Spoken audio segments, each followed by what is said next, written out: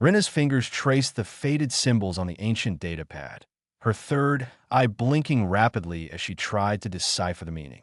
The great archive smelled of old metal and preserved knowledge, thousands of years of galactic history packed into crystalline storage that hummed softly in the darkness. She had been searching through forgotten files for 6 months now, ever since her professor mentioned the word that nobody took seriously anymore. Humans. Every child in the Galactic Coalition knew the stories.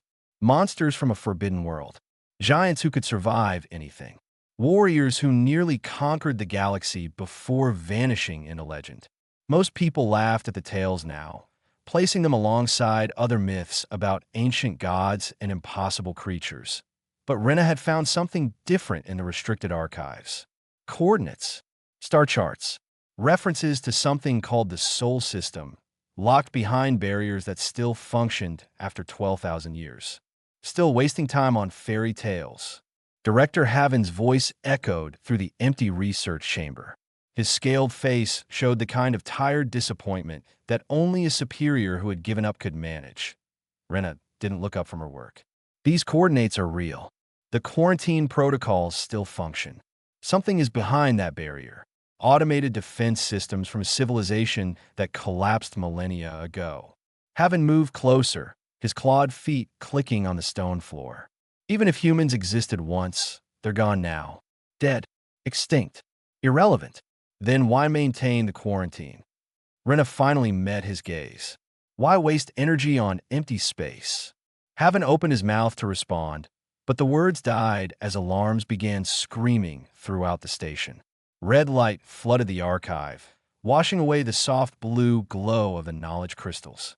Rena's communicator buzzed with an emergency message that made her blood turn cold. Attack. Unknown hostiles. Sector 7 fallen. Evacuate immediately.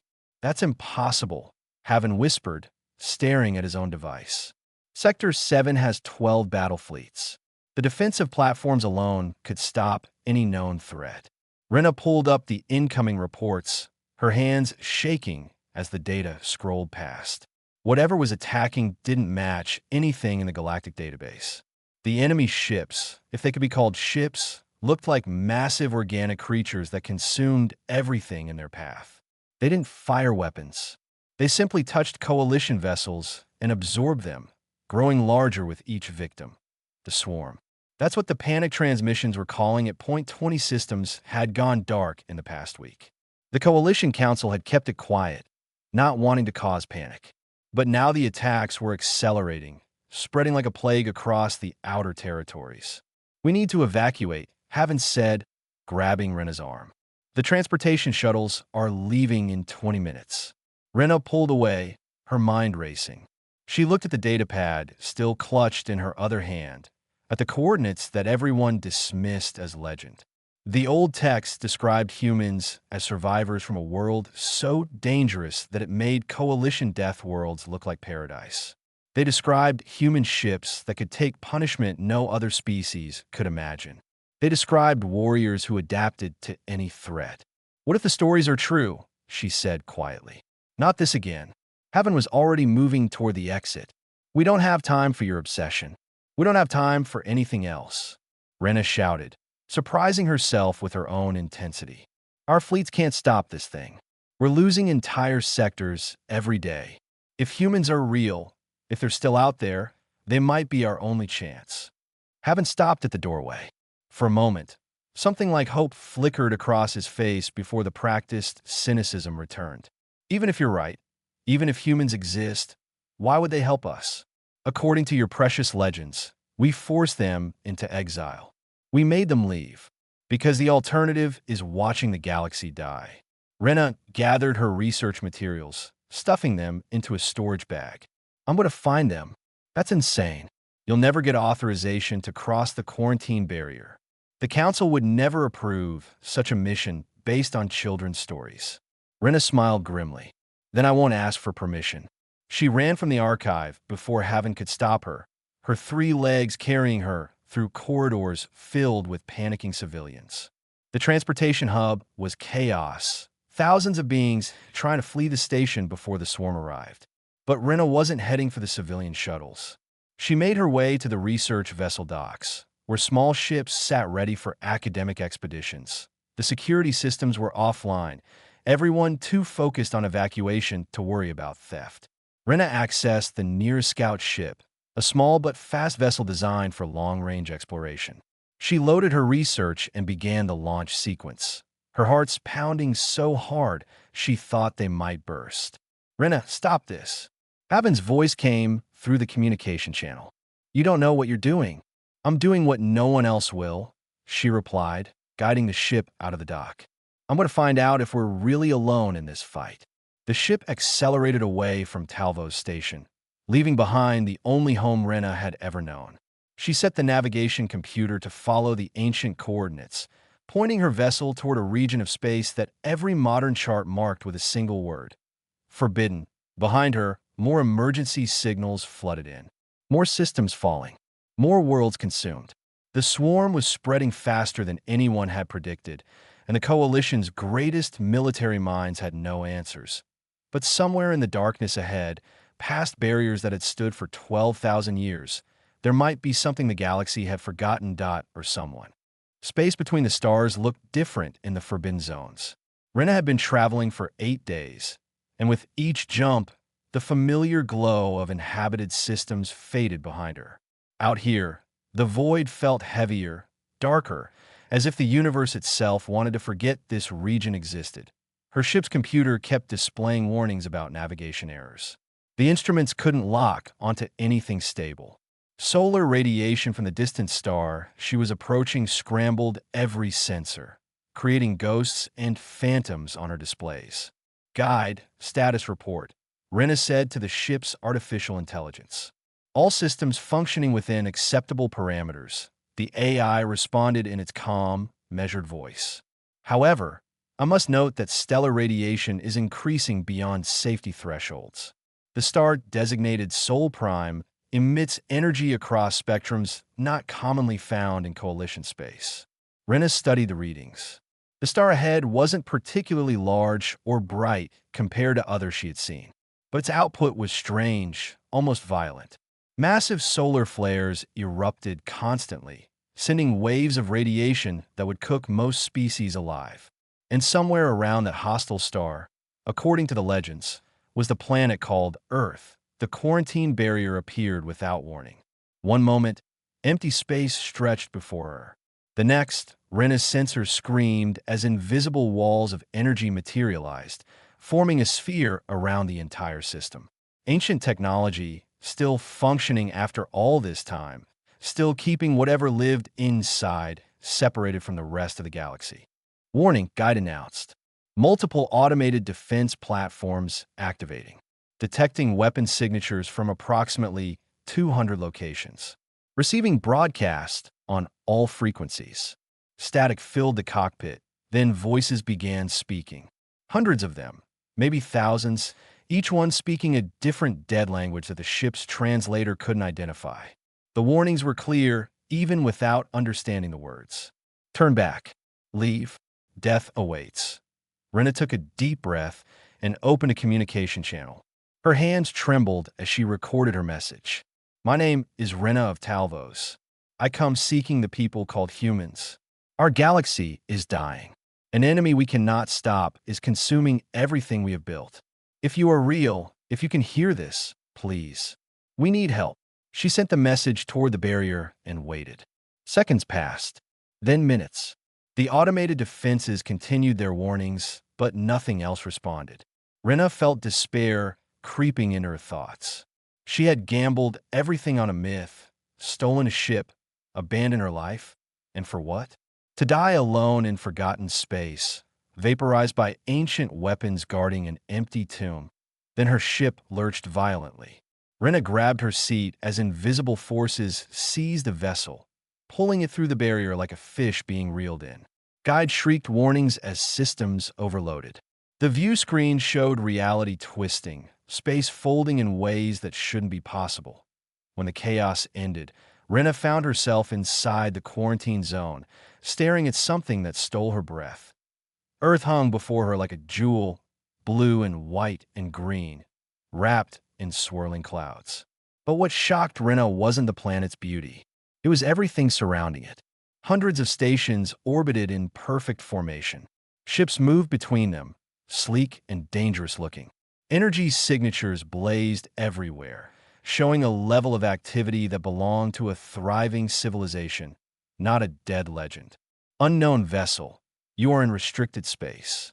The new voice spoke in perfectly clear coalition standard, though the accent was strange. Cut your engines and prepare to be boarded. Any hostile action will result in immediate destruction. Rena quickly powered down her weapons. Not that her small scout ship had anything that could threaten the warships now surrounding her. 3 of them had appeared from nowhere, their hulls dark and angular, covered in armor that looked like it could shrug off anything the Coalition could throw at them. A docking tunnel extended from the nearest warship, sealing against her airlock. Rena stood on shaking legs as the hatch opened, revealing 2 figures in armored suits. They were tall, much taller than her, and moved with casual confidence that spoke of absolute control. "Step forward slowly," one of them commanded. "Keep your hands visible." Rena obeyed, her 3 eyes taking in every detail of the humans before her. They looked just like the old descriptions said. 2 arms, 2 legs, 2 eyes placed forward on their faces like predators. But the text hadn't mentioned how they moved, with a grace that seemed impossible for beings so large and heavily muscled. They escorted her through corridors that hummed with power, past crew members who stopped to stare at the alien visitor. Eventually, Rena was brought to a room where 2 humans waited without armor.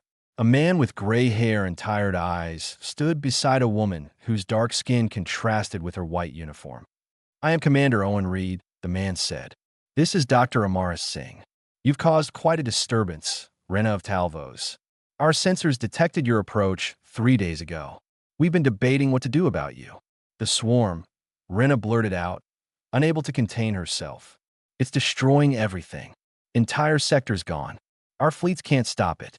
I came because the old stories said humans were survivors, warriors, that you came from a world so harsh it made you stronger than anyone else." Dr. Singh and Commander Reed exchanged glances. Something passed between them, some unspoken communication that Rena couldn't decipher. "Show us," Reed said finally. Rena pulled up the recording she had brought, displaying the footage of swarm attacks. She showed them systems being consumed, Coalition ships dissolving into the organic mass, worlds going dark one after another. As the images played, she watched the humans' faces carefully. What she saw there terrified her more than the swarm ever had. Not shock, not fear, recognition. These people had seen something like this before, or they had prepared for it. When the footage ended, Commander Reed stood silent for a long moment. 12,000 years, he said quietly. "We've been isolated for 12,000 years, watching and waiting and wondering if leaving was the right choice.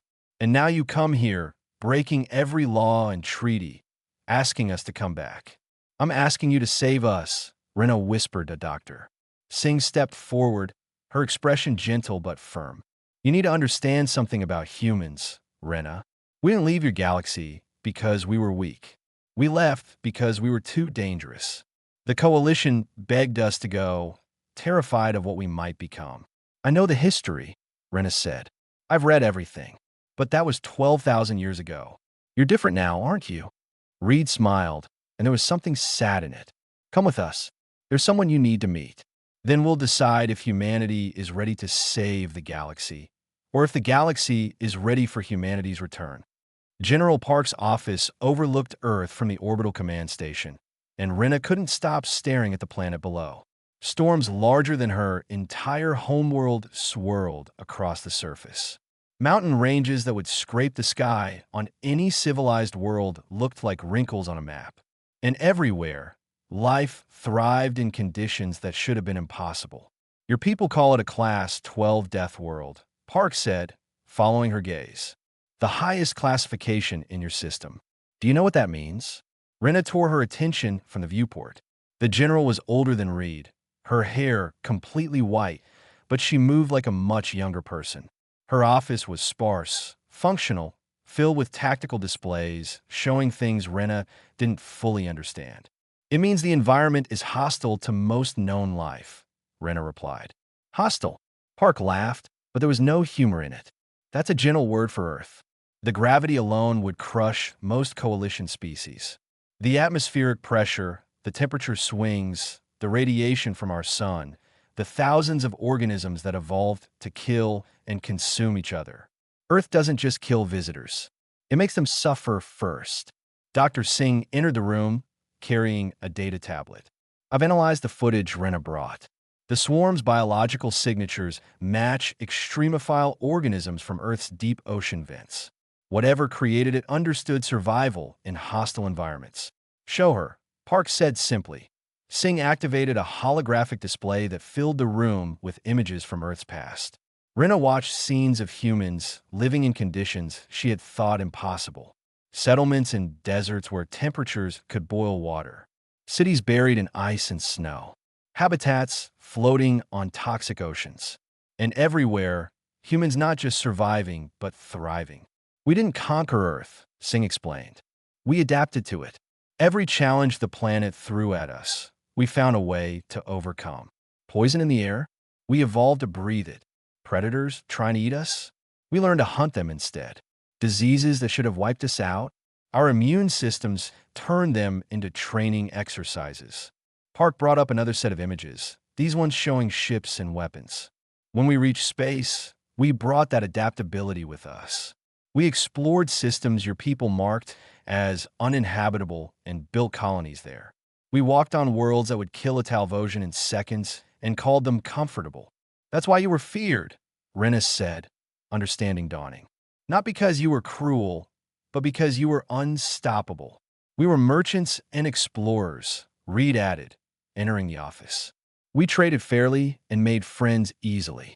But your people looked at us and saw what we could become. Warriors from a world that breeds survivors. What would happen if we ever decided to stop being friendly? Park pulled up historical records, showing coalition vessels from 12,000 years ago. They asked us to leave. Begged us, actually, said our very presence was destabilizing. Other species were starting to enhance themselves to match human capabilities, risking their own extinction in the process. We had a choice: stay and watch the galaxy tear itself apart in fear, or leave and let everyone else find their own path. You chose isolation, Renus said. We chose responsibility, Park corrected. We sealed ourselves away and spent 12,000 years asking one question. If we came from a world this harsh, if we carried this capacity for survival and violence, what were we meant to do with it? Conquer? Destroy? Or protect? Singh tapped her tablet, bringing up new displays showing human technology that made Rena's head spin. Ships that could dive through stars. Weapons that could crack planets. Biological countermeasures that could reprogram living organisms. The humans have been busy during their isolation. We've been watching the galaxy, Reed said. Our long-range sensors picked up the swarm 6 months before it reached coalition space. We've been studying it, analyzing it, preparing countermeasures. Then you can stop it. Hope surged through Rena's chest. Park's expression hardened. We can, but that's not the question you should be asking. The question is whether we should. Whether the galaxy that forced us into exile deserves our help. Whether saving you means unleashing something worse than the swarm. Silence filled the office. Rena felt her 3 hearts sink. She had come so far, risked everything, found that humans were real and capable, only to have them refuse. However, Park continued, there's another perspective to consider. She activated a final display, showing the destruction the swarm had caused. Billions of lives lost. Entire civilizations erased. Children dying in evacuations. Families torn apart by an enemy they couldn't comprehend. We asked ourselves what we were meant to do with our capabilities, Park said softly. Every human on Earth has participated in that debate for 12,000 years. We've built a society around finding the answer. And watching this, watching your people suffer, has given us clarity. Park turned to face Rena directly. We're not monsters who need to hide. We're not conquerors waiting for an excuse. We're protectors who've been preparing for a threat no one else could imagine. The The swarm exists because some ancient species tried to build the perfect weapon. They made it too well. It survived them and kept going, following directives that no longer have meaning. Can you communicate with it? Singh asked. Possibly, Reed answered. Its biology operates on principles Earth species use. If anyone can understand it, find a way to stop it without just destroying it, it's us. Park pulled up a communication channel showing dozens of human ships already moving into formation. I'm ordering our fleets to deploy. We're going back to Coalition space. Not as conquerors or saviors on pedestals. We're going as equals who choose to help because it's right. She looked at Rena with an intensity that made the small alien shiver. But understand this. We're not the myths you grew up with. We're not heroes or monsters. We're just people from a very dangerous world who decided that our strength should be used to protect, not dominate. Can the Coalition accept that? Rena thought about Director Haven, about the council representatives who dismissed human legends as fairy tales. She thought about the fear that would spread when human ships appeared in Coalition space after 12,000 years. They'll be afraid, she admitted. Good, Park said. Fear means they'll listen. And listening means we might actually save them. Outside the viewport, human warships began launching, dozens at first, then hundreds. They moved in formations that Rena's military training recognized as both defensive and overwhelming. These weren't ships coming to conquer. They were ships coming to war against something that threatened everything, and Rena realized the old stories were wrong. Humans weren't monsters. They were something far more terrifying and wonderful. They were hope. The distress signal came from a mining colony that had stopped believing rescue would arrive. 3,000 civilians trapped on platforms floating above a gas giant, watching the swarm consume their defensive fleet piece by piece. Admiral Vorn had ordered a retreat 2 hours ago, abandoning the system to save what remained of his battle group. Then the scanners lit up with new contacts. Ships that shouldn't exist, broadcasting identification codes from a species everyone thought was mythology. Captain Yuki Tanaka sat in her command chair aboard the Defiant, watching Admiral Vorn's face on the view screen as the Talvosian processed what he was seeing. Behind her, Lieutenant David Foster worked the tactical station with practiced efficiency, coordinating with the other 19 human vessels that had jumped into the system. This is impossible, Vorn whispered. Humans are extinct, dead, gone. Admiral, we're running out of time to debate our existence, Tanaka said calmly. You have 3,000 civilians about to be consumed by an organism we've been studying for the past 6 months. Let us help. I don't take orders from ghosts and legends. Vorn's scaled face flushed with anger and fear. My people forced yours into exile for good reason. How do I know you're not here to finish what you started 12,000 years ago? Tanaka glanced at Rena, who sat at a secondary station as the official liaison between species.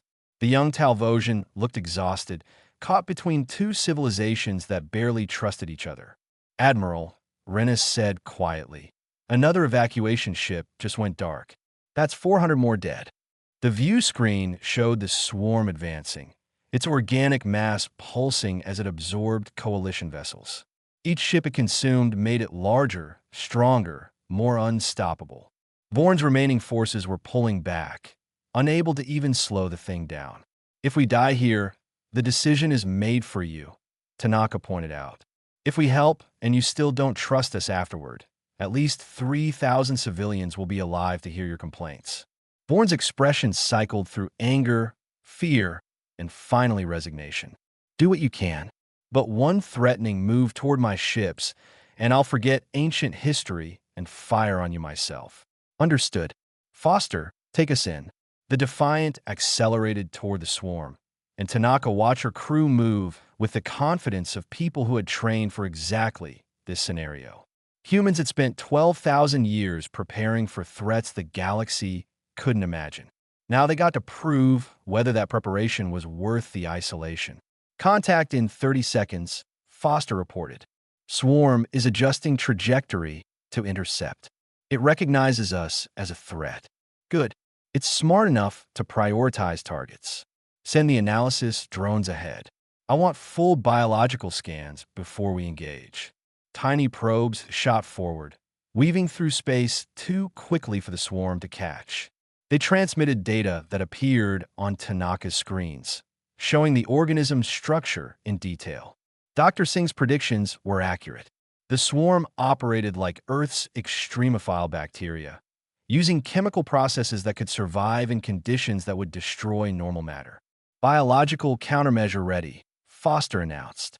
Deploying payload in 3, 2, 1. The Defiant released canisters that spread across the swarm's approach vector. When the organism touched them, its advance stuttered. The specially engineered viruses didn't kill it, but they disrupted the chemical signals that held its mass together. Chunks of the swarm broke away, floating harmlessly in space. "It's working," Rena breathed, watching the display. "For now," Tanaka cautioned. "Foster, how long until it adapts?" Analyzing. "The swarm is already trying to develop resistance. I estimate we have 12 minutes before the countermeasure becomes ineffective." On the view screen, Admiral Vorn's fleet had stopped retreating. The coalition ships held position, watching as 20 human vessels did what hundreds of theirs could not. The swarm was retreating, pulling back from the mining colony, reassessing the threat. "Admiral Vorn, evacuate your civilians now," Tanaka ordered. "We'll keep it busy." The swarm adapted faster than Foster predicted. Within 8 minutes, it had developed immunity to the first virus. The human ships released a second variant, then a third, each one buying more time. Tanaka's crew worked in perfect coordination, analyzing the organism's responses and adjusting their approach in real time. "Captain, the swarm is focusing on us," Foster reported. "It's ignoring the coalition ships entirely." Tanaka smiled grimly. "Of course it is. We're the only thing that's hurt it in months. All ships, defensive formation. Show it what Earth armor can handle." The swarm slammed into the human vessels like a living tsunami. It wrapped around hulls, trying to dissolve them the way it had dissolved countless coalition ships. But human shields held, powered by reactors designed to withstand radiation that would cook most species. The armor was based on materials that existed in Earth's deep ocean trenches, built to resist pressure that could crush mountains. "Hull integrity at 93%, Foster reported calmly. "Shields holding. The swarm is trying to find weaknesses. It won't find any. Our ships are built to survive flying through stars." Tanaka watched the tactical display, seeing the swarm concentrate its mass on the Defiant. All other vessels, while it's distracted, rescue operations. Get those civilians out. Human ships broke formation, racing toward the mining platforms. They deployed shuttles that could operate in conditions coalition rescue craft couldn't approach. Within minutes, they were loading refugees, working with an efficiency that came from endless training and adaptation that on the view screen, Admiral Vorn watched in silence. His ships had fled, ready to abandon thousands to save themselves. The humans had arrived and immediately put themselves between civilians and death. "Last evacuation shuttle away," Foster announced. "All civilians secure." "Good. Now let's see if this thing can learn." Tanaka activated the ship-wide communication. "All vessels, execute withdrawal pattern Delta. Keep it following us away from the colony." The human ships pulled back in perfect coordination, keeping the swarm engaged while putting distance between it and the refugees. The organism pursued, having learned that humans were the real threat. Exactly as planned. "Admiral Vorn," Tanaka said, "your people are safe. Suggest you escort them to the nearest secure system." Vorn's voice was quiet when he responded. "The stories said you were monsters. We were," Tanaka agreed. "We chose to be better. Defiant out." The human fleet jumped away, taking the swarm with them, leaving Admiral Vorn staring at empty space where legends had just saved 3,000 lives. Inside the Defiant, Rena watched the crew celebrate their first successful engagement. These weren't the conquerors from ancient history. They were protectors who had spent 12,000 years learning to turn their dangerous nature into something the galaxy desperately needed. And the war had only just begun. News traveled faster than the swarm. Within days, every coalition system knew the humans had returned, and opinions split sharply between hope and terror. Council Prime, Nevin called an emergency session, broadcasting across the entire galaxy as representatives argued about whether their ancient fear had returned to finish what it started. Dr. Amara Singh stood before the assembled council, representing humanity for the first time in 12,000 years. Rena sat beside her, watching the various species react to the human presence. Some leaned forward with interest. Others leaned back, hands near weapons they probably thought were hidden. The Deathworld doctrine, Singh began, projecting data onto the central display, is not a military strategy. It's a survival philosophy developed over millions of years on Earth. Every human carries this knowledge in their bones because our planet demanded we learn or die. She showed images of Earth's environments, deserts that could bake flesh in hours, frozen wastelands that could freeze blood in minutes, jungles filled with organisms that had evolved for billions of years to kill and consume, oceans hiding creatures that could swallow ships whole. Your people classify threats on a simple scale, Singh continued. Dangerous, very dangerous, extremely dangerous, unsurvivable. Earth taught us a different classification. Everything is survivable if you adapt fast enough. Council Prime Nevin, an elderly being whose species had held the leadership role for 3,000 years, spoke carefully. You're asking us to adopt human thinking, to become like you. No, sin corrective. We're asking you to survive. The swarm doesn't care about your technology or your treaties. It's a biological weapon that outlived its creators, following directives that no longer have meaning. You can't negotiate with it. You can't scare it away. You can only adapt faster than it does. She brought up footage from the battle at the mining colony. Coalition representatives watched human ships tank damage that should have destroyed them, saw human crews working with mechanical precision under pressure that would break most species. We're offering to share what we learned, Singh said. Not to make you human, but to teach you how to think like survivors. Admiral Vorn stood from his seat. I was at that battle. I watched human ships do what our entire fleet couldn't. But I also watched them lead the swarm away, taking it with them. Where is it now? Singh's expression became grim. The swarm is targeting human vessels specifically. It recognizes us as the primary threat, which means we're buying time for coalition forces to regroup, but we're also painting targets on ourselves. Then you admit you can't stop it, Representative Borsk said accusingly. Rena recognized him from Talvo's station, the official who had dismissed her research as fantasy.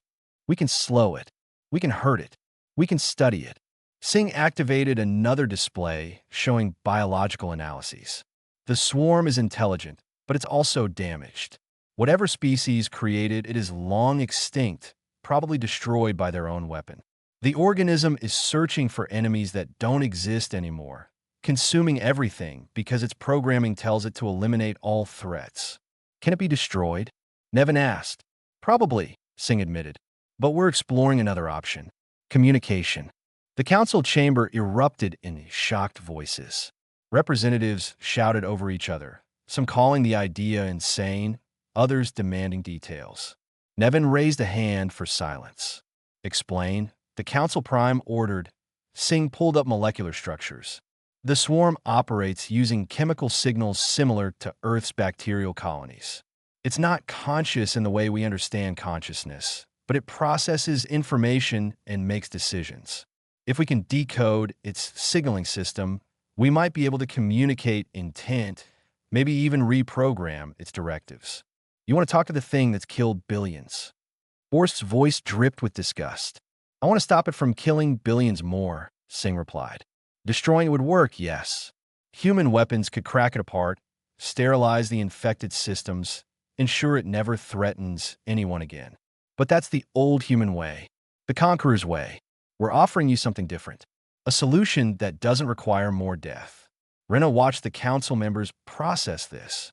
They had expected humans to arrive as warriors, to solve the problem through overwhelming force. Instead, humanity was offering knowledge, cooperation, a chance to end the threat without becoming monsters themselves. What do you need from us? Nevin asked finally. Time and trust, Singh answered. Let our scientists work with yours. Let our military train your forces in adaptive thinking. And most importantly, let human ships continue engaging the swarm while we search for a permanent solution.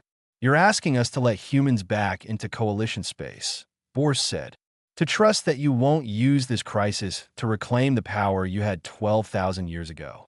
Singh met his gaze steadily. We're asking you to let us prove we've changed. Humanity spent 12,000 years in isolation asking ourselves what we should become. We chose protection over domination. But choice means nothing without action. This is our action. The council debated for hours. Representatives argued about risk and necessity, about ancient fears and current threats. Rena provided testimony about her journey to Earth, about what she had seen in human society. A civilization that had turned its dangerous nature into purpose. Finally, Council Prime Nevin called for a vote. The decision was not unanimous. Many representatives abstained, unwilling to commit either way. But the majority approved, granting humanity provisional status to operate in coalition space under specific conditions. We accept your help, Nevin said formally. But understand, humanity remains on probation. One violation of coalition law, one act of aggression, and we will respond with everything we have. Singh nodded. We wouldn't expect anything less. General Park is already deploying training teams to your frontline systems. Within weeks, your forces will understand how to survive what's coming. As the session ended, Rena approached Singh privately. Do you really think you can communicate with the swarm? Honestly, I don't know, Singh admitted. But I know we have to try. The galaxy is watching to see if humanity returns as saviors or conquerors. We need to prove that our greatest strength isn't violence. It's our refusal to accept that violence is the only answer. Outside the council chambers, human ships were already moving. Not armies of conquest, but teams of scientists and soldiers working together, teaching coalition forces how to use their environments as weapons, how to turn every obstacle into an advantage, how to survive by adapting instead of overwhelming. The Deathworld doctrine was spreading across the galaxy, and with it, hope that even the swarm could be stopped without losing what made the coalition worth saving. Humanity had returned, not to rule, but to protect. Now, they just had to prove they could keep that promise. Deep in the void between galaxies, the swarm's central nexus pulsed with ancient purpose.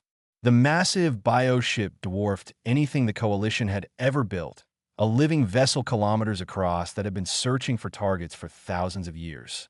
Inside its organic chambers, the intelligence that controlled the entire swarm processed information with the mechanical efficiency of a weapon that knew only one function: eliminate all threats to the creators. The creators were dead, had been dead for millennia.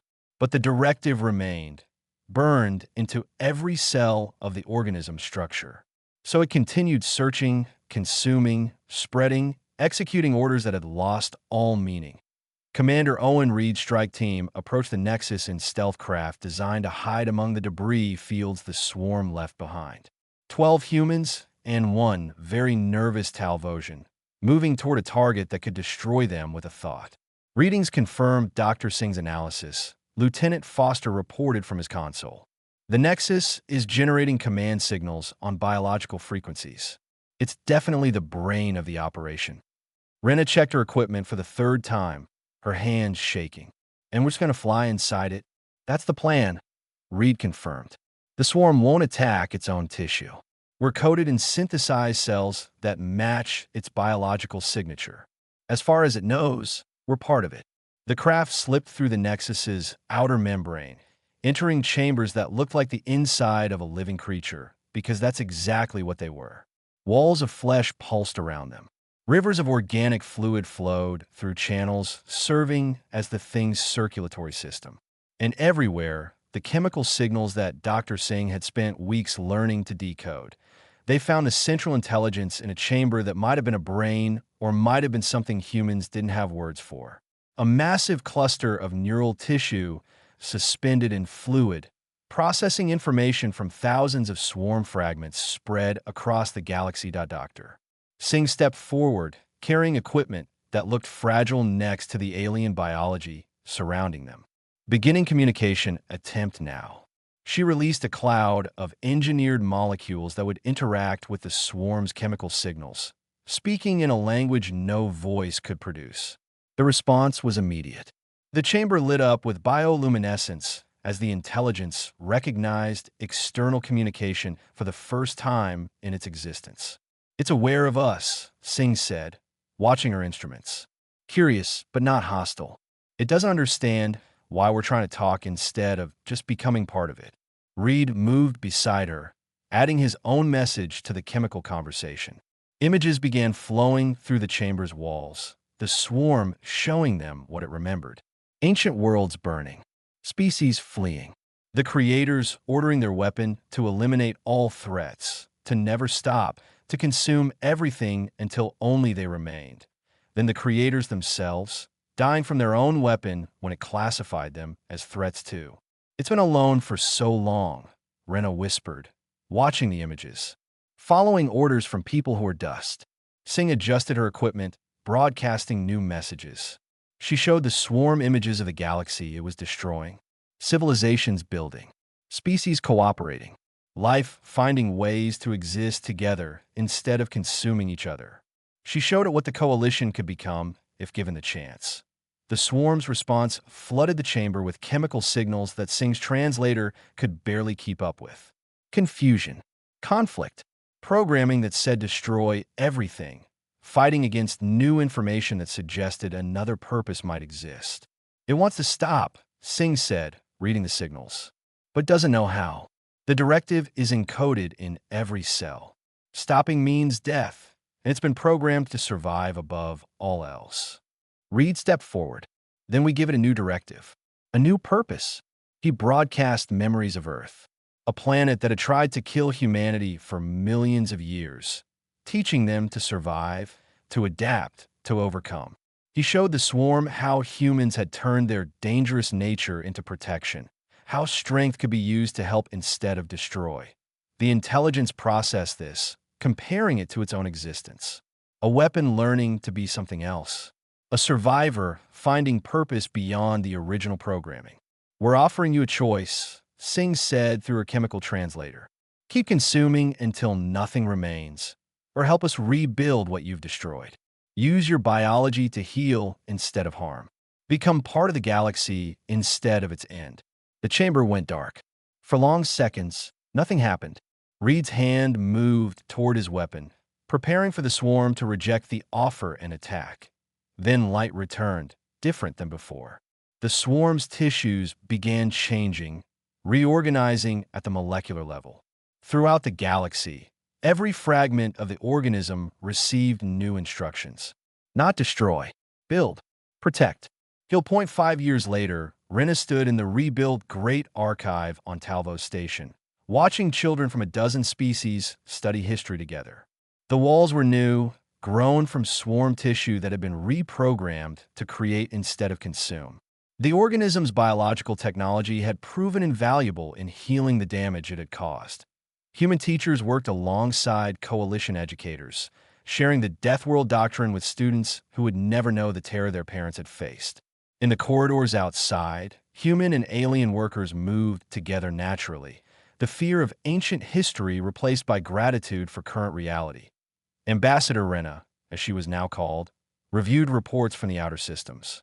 Former swarm biomass was terraforming worlds that had been consumed, using the same adaptive biology that had made it dangerous to reverse the destruction.